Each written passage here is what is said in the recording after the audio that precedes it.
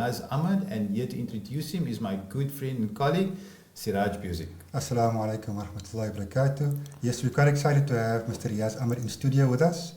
Reaaz is a dynamic entrepreneur and a community leader with a B.Pharm degree from the University of the Western Cape. Reaaz's journey began in the pharmaceutical field, where he held leadership roles, including chairman of the Pharmaceutical Society of South Africa. He later transitioned into running the family business Good of Meats, leading it to international acclaim. A committed philanthropist, Reaaz also serves on various community and religious boards and is a chairman of the Red Cross War Memorial Children's Hospital Facilities Board. He is a devoted family man and a passionate Liverpool FC supporter. Reaaz, welcome. Shukran so much for having me. I'm really honored. Reaaz, talk to us a bit more about Minara, the Chamber of Commerce. So, Minara Chamber of Commerce was started in KwaZulu-Natal, and it was started by a group of dynamic business people that felt that there was definitely a gap where Muslim businesses could start networking and start working together and looking for opportunities for each other, but also filling a space of mentorship and basically finalizing businesses with Islamic principles in mind. We were then approached this year to see if we can't launch a Western Cape chapter, and that's been extremely exciting to be given this opportunity to find this niche within Cape Town, and it's just the excitement that we've experienced so far from people wanting to join Minara has been overwhelming, and it's really encouraging. Oh, that's awesome. So, in the Western Cape, there's been quite a huge focus on youth and the women's sector. So how does Minara support those entrepreneurs in those specific sectors? So I think, in the Western Cape particularly, you find there's so many women-owned or women-led businesses, and what we found is that with Minara, we are able to give a lot of networking opportunities to a lot of these businesses, women and youth-owned businesses. We're able to provide them with tools to understand best business practices.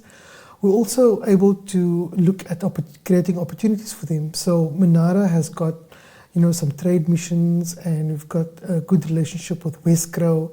And through those type of relationships, we're able to have a lot of training programs for startup businesses as well as businesses at various stages of their development to help them to achieve their goals. Some of the examples are, we were looking at how we could possibly assist people accessing some of the retail chain stores. So some people might have a really good product, but they might be challenged with labeling requirements or food safety requirements. So how can we help them with that? Then we've got people that's got a really amazing product as well. How can we get them access to overseas international markets, And alhamdulillah, there's definitely been some success stories already. We look at your home industry people has now got their products in other countries, and we're hoping to play a very big part of promoting trade like that, Absolutely, and you mentioned mentorship. And I can only imagine how important that is for a lot of these what you call home-based businesses or mom-and-pop shops. How do you see the Minara Chamber of Commerce assisting these small businesses in developing into larger businesses where they maybe eventually employ 100 people or more? I noticed on the website that there were for memberships there were different levels. What do those levels include, and what are the benefits for various businesses? So I think there are numerous benefits. Firstly, if you look at the range of businesses and business people we have currently on board, it's extremely encouraging where people are willing to offer their time and the expertise to help others. So that's the first thing. Secondly, I think the networks that we've developed amongst ourselves and with the overseas markets as well, it really gives us platforms that we never had before, specifically geared to Muslim or own businesses or businesses that adhere to Islamic principles. Because we're not just strictly a Muslim organization, right? It's just any business that adheres to Islamic principles, we welcome you with open arms, and we hope that we can serve you in some manner. And we've seen examples of this where, we are able to put people together. We had a Turkish delegation coming to Cape Town a few months ago, and some of these Turkish delegation, they were business people that were actively looking to link up with Cape Town business people in a similar industry. So whether they were in construction, and they were looking for a South African partner, whether they were doing crane repairs, so very niche markets, or tiles, or whatever it is, that there were a variety of businesses that were there, and they were coming to Cape Town looking to associate or partner up with Cape Town business people. And that can transform your business automatically, because now you're coming with international expertise.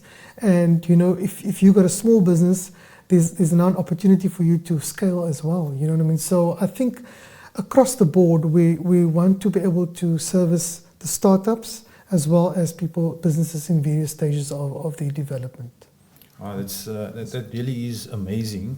The one thing that I also thought about in terms of the relationships that are built between various businesses is how would you in terms of networking, is there a structure for the meetings for when these business owners come together? Is there a way that opportunities are sought for one another? And why would more businesses want to join the Minara Chamber of Commerce? So firstly, I think we have coffee connection type meetings, Okay. right? So really informal, but also gives people a platform to speak about their own businesses, speak about some topic that might be of interest to them. So that's really been helpful as an easy platform for us to engage with each other. Then we have more formal training seminars where we identify topics that are relevant in AI in business or estate planning. So we're creating that platform. Then we also have our business awards where we recognize businesses that are excellent in their fields, and we give people those platforms to really shine and promote their businesses, and we do create quite a big brouhaha around that. But on top of that, we are also we want to laser in on how we can create opportunities for businesses. So, say for example, you are in the halal tourism business, okay? We want to be able to use our networks within the consuls of the different Middle Eastern or the Asian countries that's got Muslim tourists. How can we connect your small business or your medium-sized business to those consuls and give opportunities to you so that you can be able to welcome guests and have a little tour package for those people? And how can you access that market as well? You know what I mean? Then on the halal side, there's massive opportunities on the halal side as well. But there's also standardization. So we've got to educate people to see, okay, so where are my gaps in my business? What's going to prevent me from scaling? So we want to be able to, if you become a member of Minara, so what are your requirements? What is it you want to do with your business? And how can we link you up to someone or something or an entity or, someone that can help you to achieve those goals, or at least give you the information that you can then take and make some decisions and grow your business. That's quite interesting. I think we touched on some of the successes. Can you maybe just give us insight into what are the challenges that Minara has come across over the last couple of years? So I think some of the challenges has definitely centered around growing the organization. So when you think of a Chamber of Commerce, we know of the Cape Town Chamber of Commerce and some other Chamber of Commerces. And what do they do exactly? So that communication thing has been missing, So I think there's a disconnect between a really an excellent idea and moving it now into a youth economy or a younger generation that maybe is not as receptive as coming to meetings, or they don't have time for that kind of stuff. So how do we now tackle that problem of getting the message across of what we want to do. So that's definitely been, growing the membership base has been a problem. And I think looking at the Western Cape chapter is maybe, we want to put our own spin on what Minara can do. So we want to take what's amazing about this particular organization and put our own energy and effort, and with the board that we've developed here in Cape Town, I think it's dynamic, it's diverse, and it's people that can really make a big impact. So that's the first challenge, has been growing that membership base, you know what I mean? Then I think the other problem that we've had is, since our launch, we've really been trying to, get a perfect model in terms of how do we now make this thing happen. And I think maybe we've overthought a lot of the things.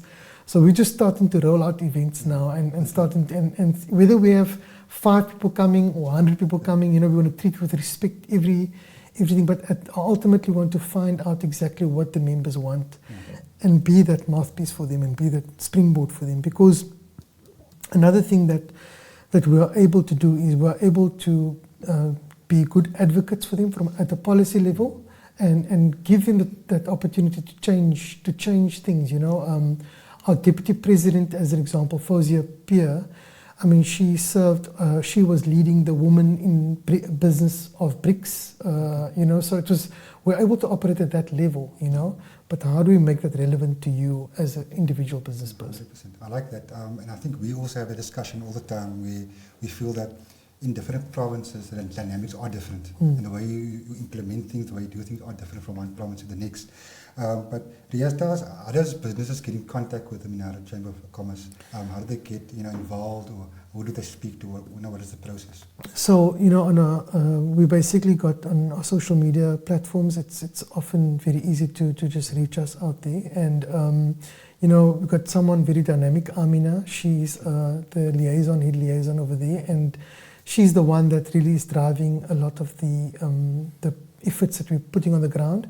We've just recently also appointed someone in Cape Town. I felt it is important for us to have someone called Tariq. His name is Tariq, and he's also helping us over here. But I'd advise people to just reach out onto our website and social media platforms, and that's how you can get hold of us.